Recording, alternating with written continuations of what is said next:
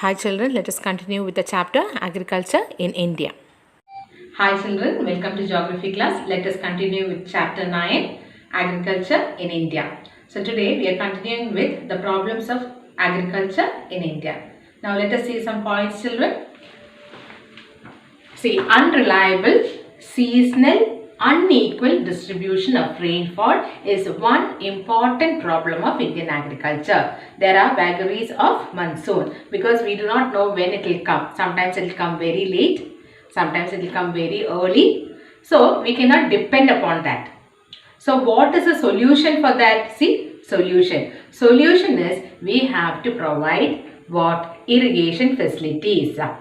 So what you can do, what all the problems are there, for that you make a point, one positive point for that. What solution you can do? One solution you can do is you can provide irrigation facilities. So many types of irrigation facilities we studied in the first chapter. I hope you remember that. Tank irrigation, so many facilities are there. Sprinkler, so many types. So any irrigation facilities we can provide. Unsound credit system, poverty of the farmers is another important problem of Indian agriculture. Unsound credit system means they are uneducated, they don't know how to take credit, they are always crushed in the hands of zamindars and landlords who give them, they pawn their things and they get money. So they have a lot of, they have to pay a lot of interest. And they don't know to go to bank, they don't know, they are not educated. So unsound credit system and poverty of the farmers, they are always inherited, debts are always there for them. So again and again they are taking credit means they are led into poverty. So for that, one solution what you can give is give better credit facilities for the farmers. So like that you can give a positive point there. So you can study the solutions also there along with the problems. Then farmers are reluctant to use modern scientific methods. They are old, uneducated people. They don't know anything new. They don't want to use tractors, new scientific methods like new seeds, hybrid variety of seeds, and they don't want to use pesticides. So what the farmers are, they don't want to study and they don't want to know about modern methods. So the block development officers has to go and coax them and teach them to do that. So they are always reluctant. So farmers are reluctant to use modern scientific methods. So one solution is what you have to do, educate the farmers to use scientific farming programs. How you have to educate? Night class you can take. Development officers go and then they can take them to the fields and teach them this how we have to do. All these things have to done hand on hand and they have to be supported every time. So only then they will be ready to come forward. Then uneconomic holdings due to farm fragmentation. Uneconomic holdings means what? The farmers having 1 hectare of land or 2 acres maybe.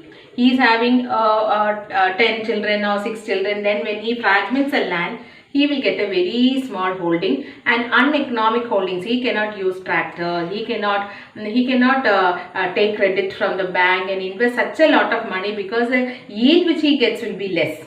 So he don't want to do that and he is not happy because sometimes the land is not his. He is not the owner of the land also. So what we have to do, one solution we can give is that is fragmentation should not be done. Fragmentation should be reclaim land and prevent fragmentation. Minimum should be 1 hectare. The government has made certain rules and regulations. Fragmentation. Yes, they have made certain rules and regulations. Only up to this much you can fragment or cut the land and make it small.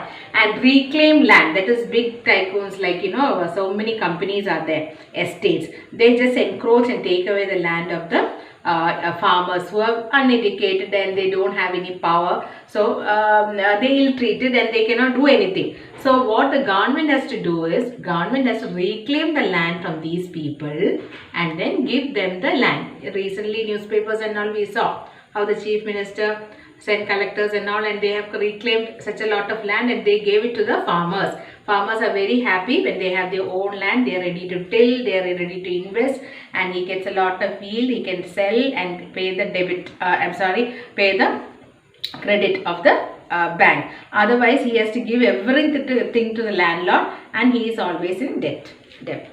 Okay, so these are the solutions. So problems, you can write 4 problems, whichever 4 problem you are taking. For that same way you can take 4 or 5 problems you are taking, 5 solutions you can take. So when you are studying that itself, you study the solutions, it is easy for you. Now what is green revolution? Green revolution is a manifold increase in production of food crops, especially wheat. We understood that population is fast increasing, isn't it? We have to feed the population. So we have to keep a step forward and we have to manifold or increase in production the food crops. Only then we can feed people. We cannot quite often import food, isn't it? Import food crops and feed a population. Then we will go into poverty. So characteristics of green revolution are, they introduced a lot of scientific methods came up, research centers came up, and HYV, hybrid variety seeds was introduced. Land reforms, so many land reforms. The land was given to the farmer, and they were set free from the zamindars. You studied the zamindari system in history. Rural electrification. Rural area has to be electrified. Good condition has to be given for the farmers. Better irrigation facilities. Better irrigation facilities has to be given to the farmers, because if there is no monsoon, they should not wait on the monsoon, and they should not, the failed crop should not fail. If they have good irrigation facilities and water supply is there, canals are there, then what happens? They didn't depend upon the monsoon. Now green revolution started in Punjab and Haryana. Okay, so any 4 points you can study. Maximum children, everything is 4 points. Here I have written 4 or 5 points. Relevant points you have to study. Now let us continue with the next chapter.